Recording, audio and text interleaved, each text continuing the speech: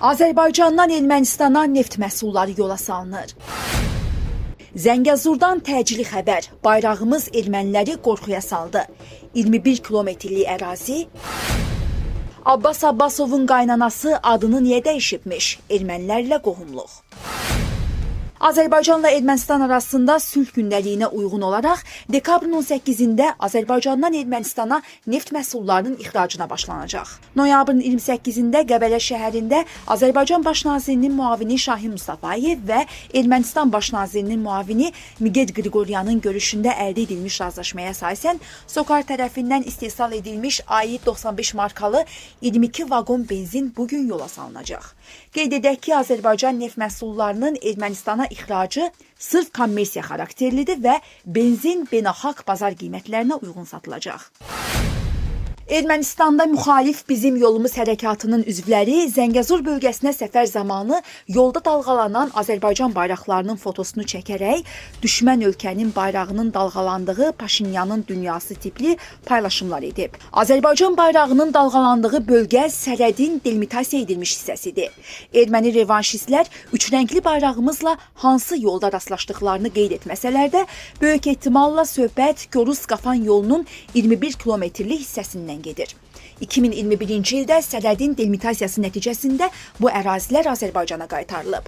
Lakin bayrağımızdan qorxuya düşən revanşistlər bunu Paşinyana qarşı anti-təbliğat məqsədi ilə istifadə etməyə çalışır. Paşinyanın lideri olduğu partiyanın deputatı Nariq Qəhrəmanyan isə yolda Azərbaycan bayrağının dalğalanmasına aydınlıq gətirib. Bildirib ki, Azərbaycan bayraqları 2021-ci ildən bəri bu ərazidədir. Stat. Sadəcə olaraq bu insanlar Bizim Yolumuz hərəkatının üzvləri siyasətlə yeni məşğul olduqları üçün baş verənlərdən xəbərsizdir.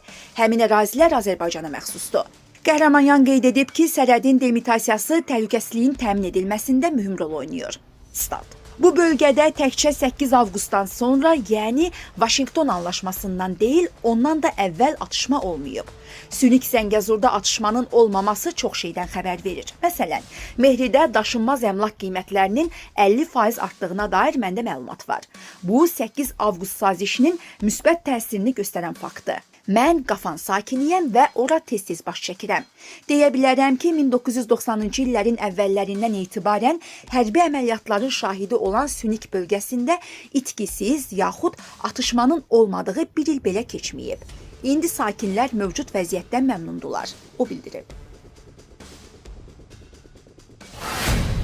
Baş nazirin keçmiş birinci müavini Abbas Abbasovun Ramiz Mehdiyev və digərləri barəsində hakimiyyəti ələ keçirməyə yönələn hərəkətlər ithamı ilə aparılan cinayət işi üzrə istintaqa cəlb olunması və barəsində axtarış elan edilməsinin ciddi əsasları var. Ölkədə çevriliş etmək cəhdi ifşa olunandan sonra həbs olunan Prezident Administrasiyasının keçmiş rəhbəri Ramiz Mehdiyev ilə bağlı aparılan istintaq 2013-cü il prezident seçkiləri zamanı Rusiyanın Azərbaycana qarşı planlarında yer alan Milli Şuranın fəaliyyətinin araşdırılması zərurətini yaratdı. Nəticədə AXCP sədri Əli Kərimli istintaqa cəlb edildi. Lakin bu prosesdə Abbas Abbasovun da iştirakına dair təkzib olunmaz faktlar var. Abbas Abbasov 2013-cü ildə hazırlanan ölkədə qanuni hakimiyyəti zorla ələ keçirmək planlarının əsas fiqurlarından olub. O, hələ baş nazirin müavini olanda Rusiyanın müəyyən dairələri ilə sıx əlaqələrə malik idi. Vəzifəsindən azad edildikdən 2006-cı ildən sonra Rusiyaya köçdü və Azərbaycana qarşı planların koordinatoru, icraçısı missiyasını üzərinə götürdü. 2012-ci ilin 28 sentyabr tarixində Abbas Abbasovun rəhbərliyi ilə Rusiya-Azərbaycan Təşkilatları İttifaqının yaradılması bu prosesin start nöqtəsi oldu.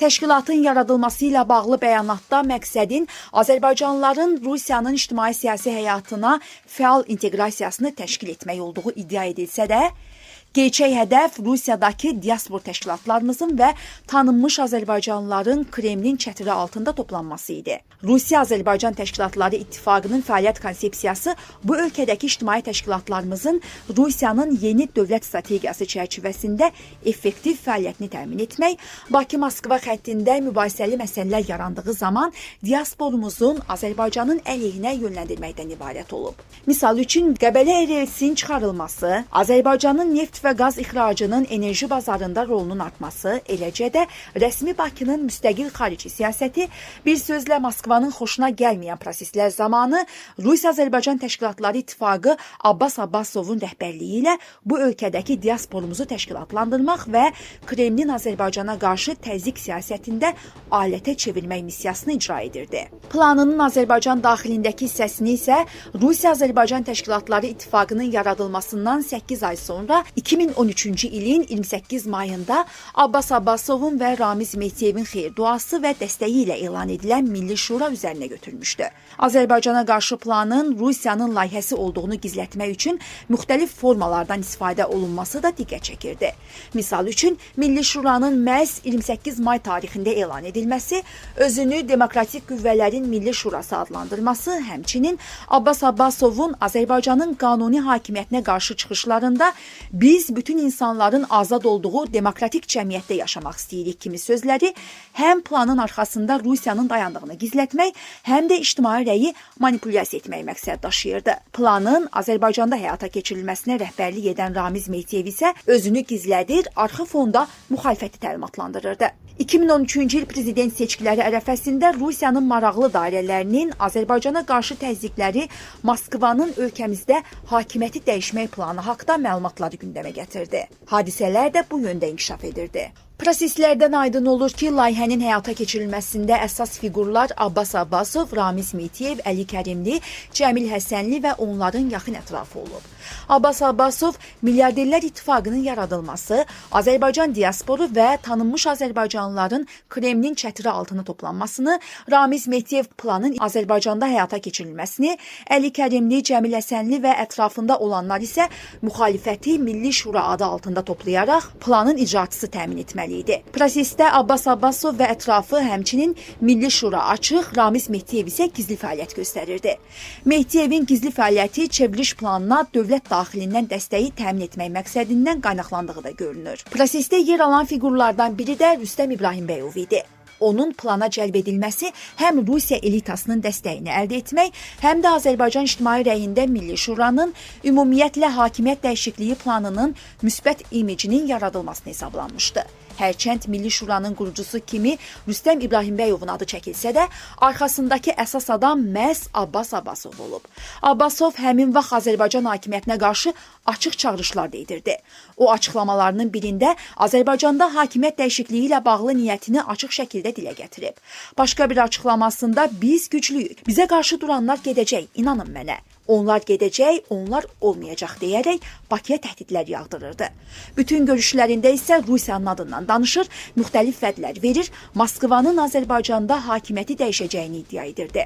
Təbii ki, onun Azərbaycana qarşı təhdidləri əslində Rusiyanın maraqlı dairələrinin dedikləri idi. Abbasov sadəcə maşa idi.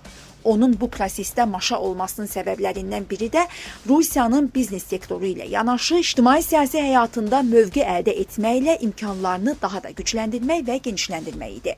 Yəni Abbas Abbasov çörəyini yediyi vətəni, Azərbaycanı biznes və siyasi maraqlarına satan xəyanətkardan başqa heç kim deyildi. 2013-cü ildə artıq Azərbaycana qarşı xain plan hazır idi. Rusiyada Milyarderlər İttifaqı formalaşmış, Azərbaycanda Milli Şura yaradılmış və Rüstəm İbrahimbəyovu vahid namizəd kimi seçmişdi. Əli Kərimli, Cəmil Həsənli və ətrafının icra etdiyi çevriliş planında Milli Şuranın maliyyəsini də Milyarderlər İttifaqı təmin edirdi. Məlumatlara görə Abbas Abbasov Azərbaycanda hakimiyyət dəyişikliyi planını həyata keçirmək üçün Milli Şuraya 20 milyon dollar vəd edib və bunun bir qismini ona göndərib də. Milli Şuranın keçirdiyi aksiyalara, seçki hazırlığına, imza toplama kampaniyasına və digər məsələlərə sərf olunan pulların Moskvadan, birbaşa Abbas Abbasovdan gəldiyi haqda da kifayət qədər məlumat vardı. Pul bölgüsündə Milli Şurada düşən dava diqqəti bu fakta xüsusilə yönəltdi. Seçki ərəfəsində Cəmil Həsənliyə imza toplamaq üçün ayrılan 500 min dolların Müsavat və AXCP tərəfindən mənimsənildiyinə dair məlumatlar yayılmışdı. Abbas Abbasovun Azərbaycandakı fəaliyyətini digər kanallar vasitəsilə gücləndirdiyi də deyilir. Məlumatlara görə Abbasov yaxın olduğu Müsavat sədrinin müşaviri, sabiq kənd təsərrüfatı naziri Tofiq Hüseynlini Bakıya öz adamı kimi göndərib. Müsavat Partiyasının Milli Şuraya Abbas Abbasovun adından Tofiq Hüseynli dəvət edib və müxtəlif vədlərlə İsa Qəmbəri bu addımı atmağa razı salıb. Milli Şuranın Rusiyanın maraqlı dairələrinin layihəsi olduğunu təsdiq edən çoxsaylı faktlar mövcuddur. Bu faktlardan biri kimi Qərb ölkələrinin yaxud təşkilatlarının onu dəstəkləməməsi idi. Halbuki 2013-cü ilə qədər müxalifətə dəstək verilirdi. Milli Şurada Müsavat Partiyası tərəfindən təklif olunan Avrointeqrasiya layihəsi ətrafında yaranan mübahisə, həmçinin Avropa İttifaqı ölkələrinin səfirləri ilə görüşdən sonra AXCB sədri Əli Kərimlinin heç kimə bel bağlamamaq və müxalifətin öz qüvvəsi ilə məqsədinə nail olmaq hayqırtısı da Rusiya amilindən qaynaqlanırdı. Bəlli idi ki, Azərbaycanda çevriliş etmək istəyən Rusiyanın maraqlı dairələri Milli Şuranın Avrointeqrasiya xəttini qəbul etmirdi. Seçkidən öncə müxalifətlə görüşən Avropa İttifaqı ölkələrinin səfirləri də Milli Şuranın Rusiyanın layihəsi olduğuna görə Qərbdən heç bir dəstəyin verilməyəcəyini çatdırmışdılar. 2014-cü ildə Türkiyə Milli İstihbarat Təşkilatının Milyarderlər İttifaqı və Nurçularla bağlı Azərbaycana təqdim etdiyi məxfi məlumatlar da Milli Şuranın Rusiya bağlantılarını ifşa edir. Bu barədə həmin dövrdə mediada məlumatlar getmişdi. Təqdim edilən dossiyelər Milli İstihbarat Təşkilatının illər ərzində topladığı audio, video, foto və operativ məlumatlardan ibarət olub. Dossiyelərdə Rusiyada yaradılan Milyarderlər İttifaqının 2013-cü il prezident seçkiləri ərəfəsində Azərbaycanda hakimiyyət dəyişikliyi planları bu məqsədlə Azərbaycan müxalifəti ilə birgə fəaliyyətinə dair məlumatlar öz əksini tapıb. İttifaq üzvlərinin Türkiyədə, xüsusən Milyarderlər İttifaqının üzvləri olan Telman İsmailova məxsus Mardan Palace otelində keçirdikləri gizli görüşlər izlənilib. Dossiyada ən çox adı çəkilən şəxslərdən biri Abbas Abbasovdur.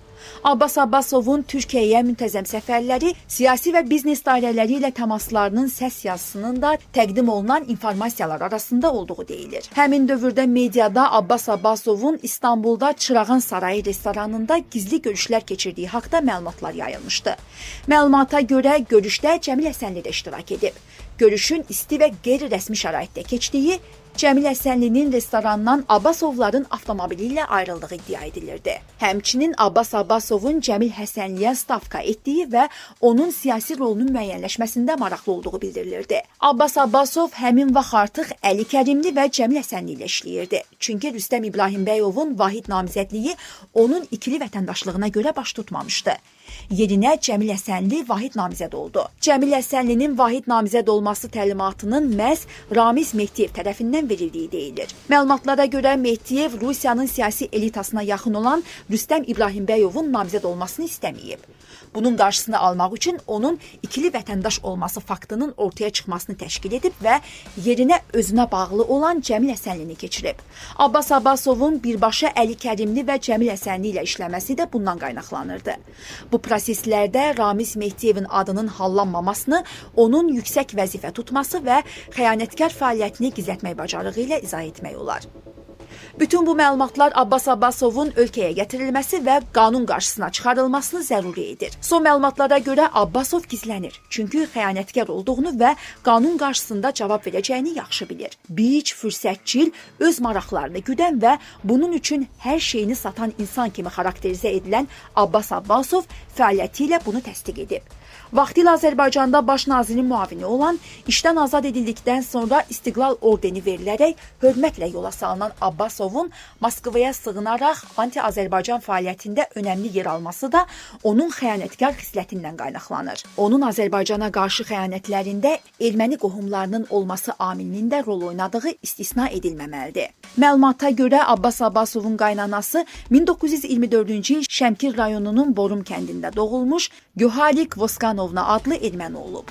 Sonradan adı Gövhər olaraq dəyişdirilib və Gəncədə həyat yoldaşı Mobil Quliyevin yanında dəfn edilib. Abbas Abbasov baş nazirin birinci müavini olduqdan sonra erməni qaynanası məcburən İmamzadədə İslam dinini dırnaqarası qəbul edib, vəfat etməmişdən öncə isə erməni qohumlarının adlarını sadalayaraq Ermənistanda dəfn olunmağını vəsiyyət edib.